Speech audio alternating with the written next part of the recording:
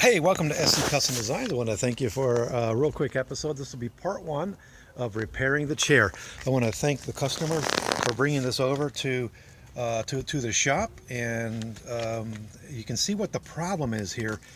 As strong as you think a joint is, this pen here, these dowels came loose and cracked. So we got that going on, and we also have this going on. So you might say that it's probably the glue that failed us here, because these typically don't let loose.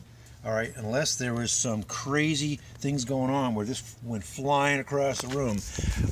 I jest. Thanks for tuning into SC Custom Designs, and this is part one, and part two will be in the shop. Thanks again. Take care. Don't forget to subscribe to the channel if you like what you're seeing.